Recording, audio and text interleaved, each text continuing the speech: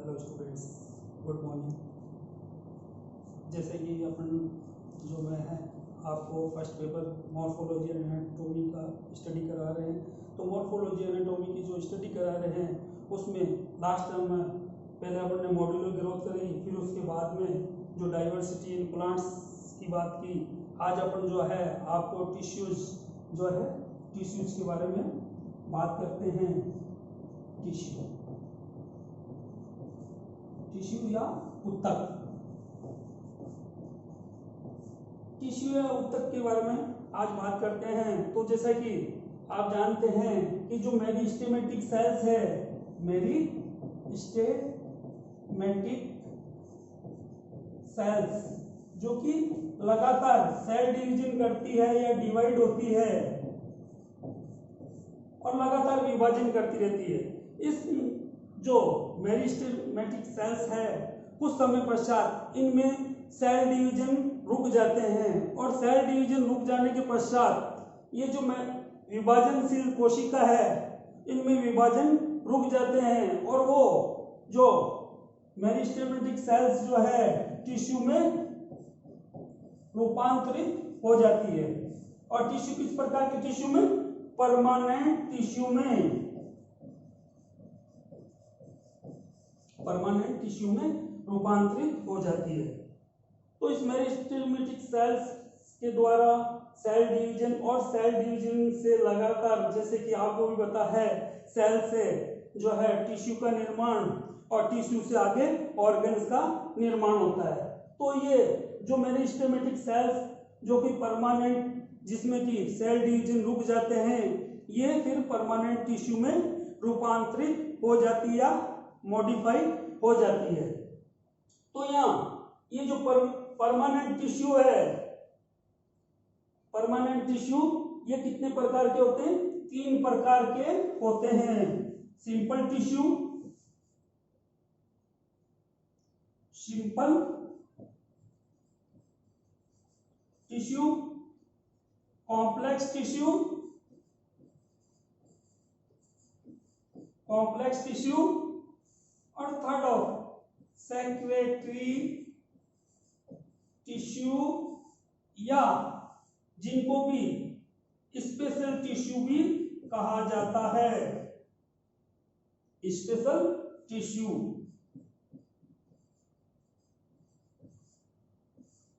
तो आज जो अपना ये टॉपिक है इसमें अपन बात करेंगे केवल और केवल सिंपल टिश्यू की। तो ये जो सिंपल टिश्यू है, सरल प्रकार के उत्तक, सिंपल टिश्यू जो है पीसीएस, आप याद रखना PCS, PCS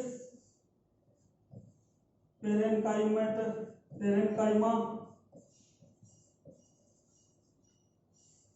collenchyma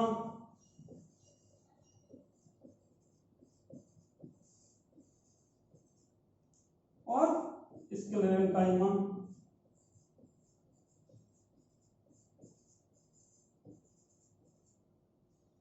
पेरेन्काइमेटस tissue, collenchymatous tissue और स्क्लेरेन्काइमेटस टिश्यू।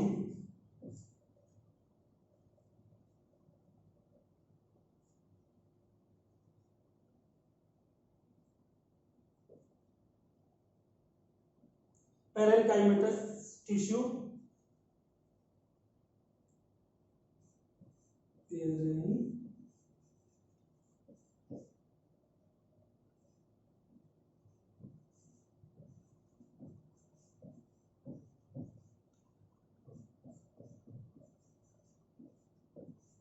Parenchymatous tissue. तो पेरेन्काइमेटस टिश्यू ये सबसे जो अपन बात करें इनकी पेरेन्काइमेटस टिश्यू की, तो डिस्ट्रीब्यूशन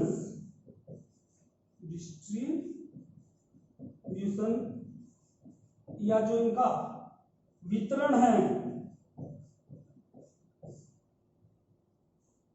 वितरण, डिस्ट्रीब्यूशन या जो वितरण है, ये सबसे सरल प्रकार की कोशिका होती है या सबसे सरल प्रकार के ये जो पेरेन्काइमेटस टिश्यू है सबसे सिंपल प्रकार के टिश्यू होते हैं और लगभग सभी प्रकार की जो कोशिकाएं हैं उनमें पाए जाते हैं या ऊतकों में पाए जाते हैं या जो सेल ऑर्गेनल्स है उनमें पाए जाते हैं।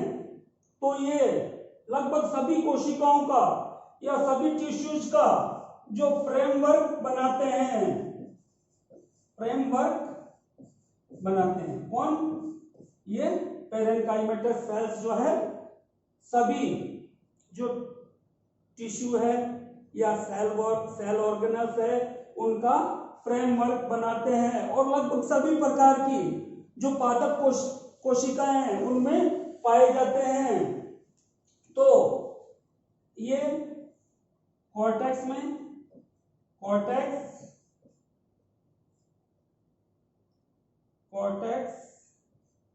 पित्त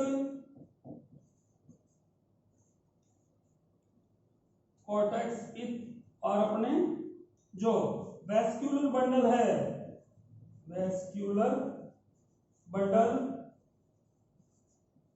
एंड मेडुलरी रेज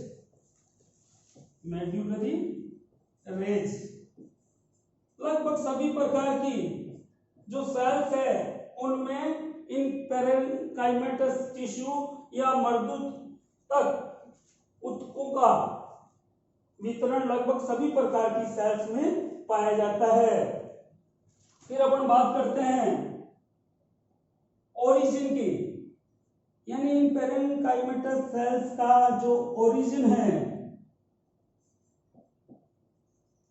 या जो इनका उद्भव है, अलग अलग प्रकार की पेरेन्काइमेटस सेल्स का जो ओरिजिन भी है वो अलग अलग प्रकार का होता है। जैसे कि कॉर्टेक्स सेल्स का ओरिजिन जो है ग्राउंड टिश्यू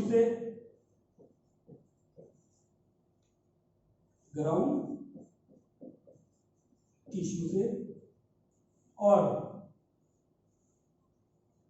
वेस्कुलर बंडल्स की जो पेरेन्काइमेटस सेल्स है उनका जो ओरिजिन है वो किससे होता है? प्रोकैम्बियम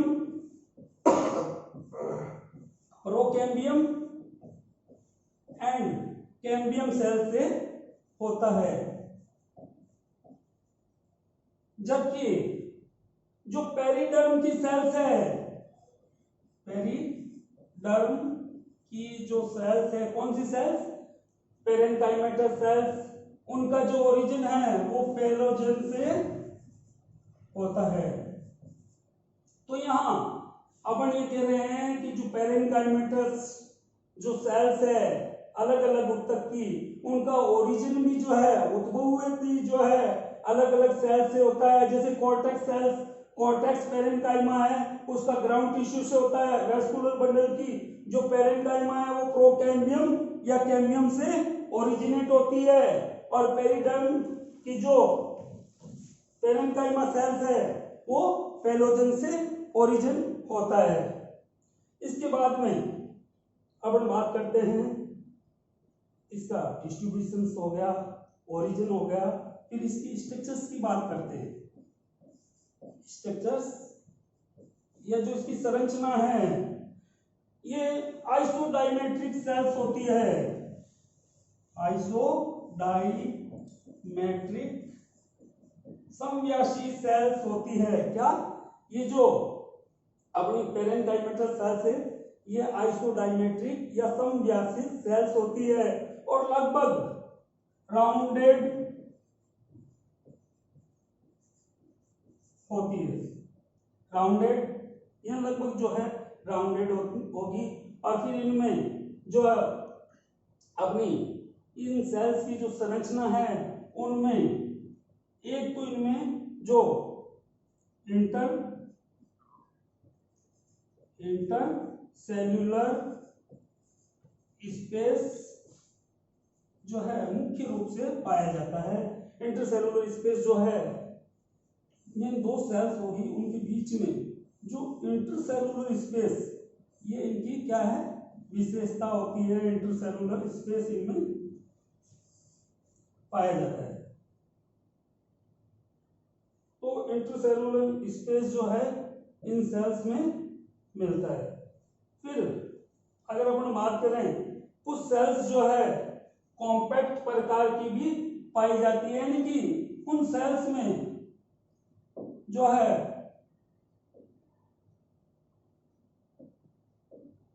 इंटरसेलुलर स्पेस जो है नहीं पाया जाता।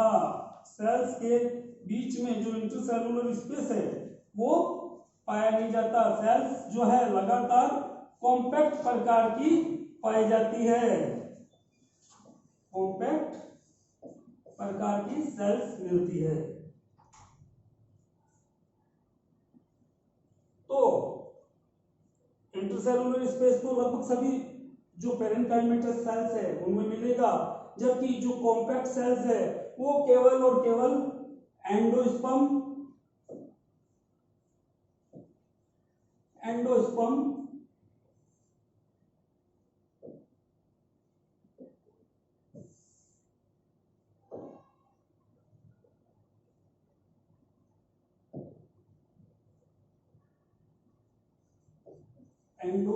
की जो सेल्स है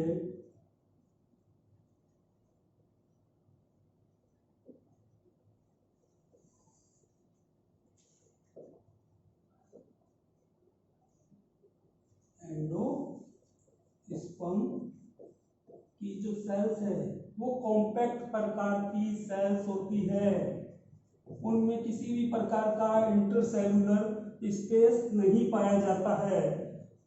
ये हो गई इनकी संरचना।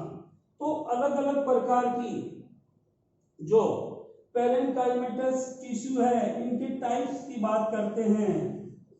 टाइप्स कितने प्रकार की ये जो है सेल्स पाई जाती है, तो इनमें पहले नंबर पे अपन बात करते हैं एरेनकाइमा।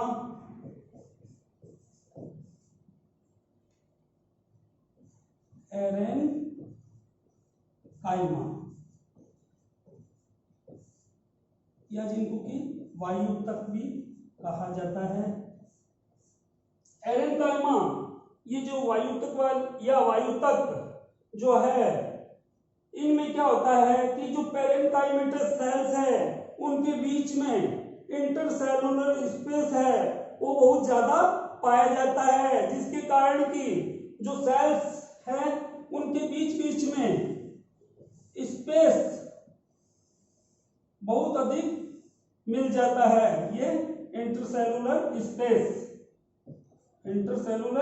स्पेस जो है इनमें इन एरेनकाइमा सेल्स में बहुत अधिक मिलता है, जिसके कारण इनमें जो है बियोन्सी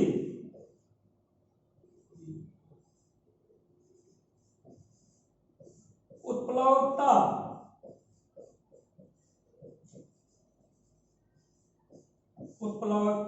बढ़ जाती है, यानी सेल्स की जो तैरने की जल में है वो उत्प्लावकता बढ़ जाती है या हल्की हो जाती है, जिसके कारण ये जो एरेनकाइमा सेल्स है ये मुख्य रूप से किसमें मिलती है?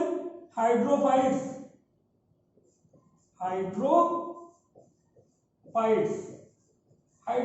में इस प्रकार की सेल्स देखने को मिलती है। किस प्रकार की? एरेनकाइमेटस सेल्स। फिर अपन बात करते हैं एरेनकाइमा, इसके बाद में जो storage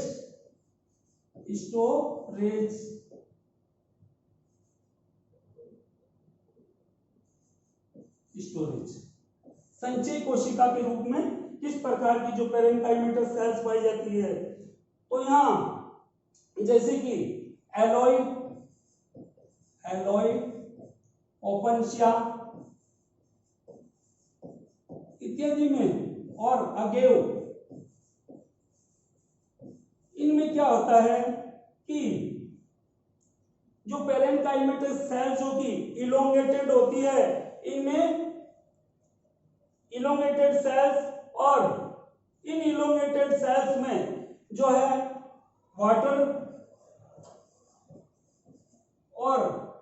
and other material, other reserve material जो क्या है, अदर रिजर्व मटेरियल पाया जाता है। तो यहाँ स्टोरेज के रूप में जब पेरेनकाइमेटस सेल्स पाई जाती है, जैसे कि एग्जांपल के तौर पर अपन बात करते हैं एलोई, ओपनशिया, गेव, इनमें क्या होता है कि water and other reserve material जो है जैसे कि प्रोटीन, स्टार्च, कार्बोहाइड्रेट इत्यादि इन सेल्स में पाए जाते हैं।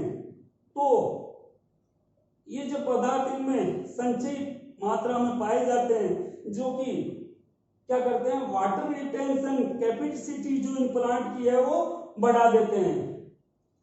किसमें? स्टोरेज पेरेनकाइमा में, स्टोरेज पेरेनकाइमा या स्टोरेज पेरेनकाइमेटस टिश्यूज की जो सेल्स है उनमें water and other reserve material संचित रहते हैं। फिर इसके बाद में अपन बात करते हैं क्लोरेनकाइमा।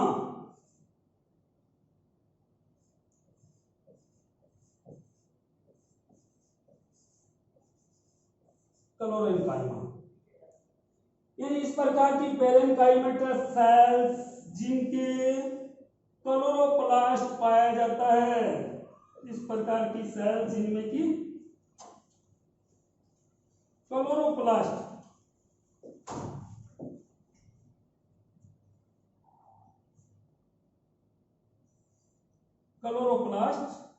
पाया जाता है, यानी पेरेनकाइमेटस सेल्स जिनके बीच बीच में क्लोरोप्लास्ट पाया जाता है।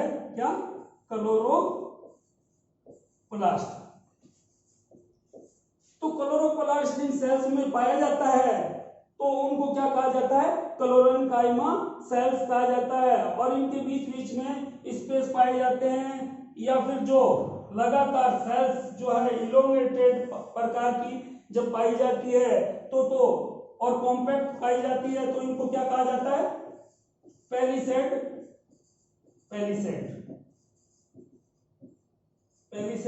पेरेनकाइमा सेल्स कहा जाता है। और अगर इनके बीच बीच में इंटरसेलुलर स्पेस अगर मिलता है, इनमें इन क्लोरेनकाइमेटस सेल्स में इंटरसेलुलर स्पेस देखने को मिलता है तो फिर इनको स्पॉन्जी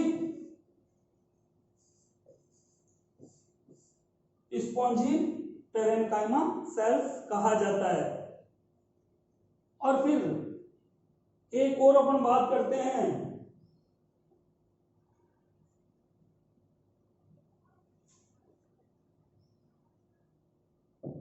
आइडियोब्लास्ट।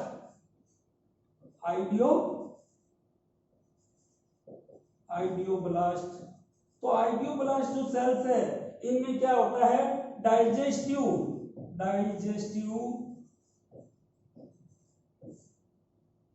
एंजाइम्स जो है पाए जाते हैं किनमें? आइडियोब्लास्ट सेल्स में। इसके तो यहाँ हम ये बता रहे थे सिंपल टिश्यू के बारे में और पेरेनकाइमेटस टिश्यू। तो पेरेनकाइमेटस टिश्यू है, ये सभी प्रकार की सेल्स का जो मुख्य आधारगत ढांचा बनाते हैं और इन मुख्य आधारगत ढांचा बनाने के कारण ये जो मैकेनिकल स्ट्रेंथ है उसका कार्य भी करते हैं। तो यहाँ अपन ने आज बात की सिंपल टिश्यू की और सिंपल टिश्यू में जो है पेरेनकाइमेटस सेल्स की। Okay, thank you.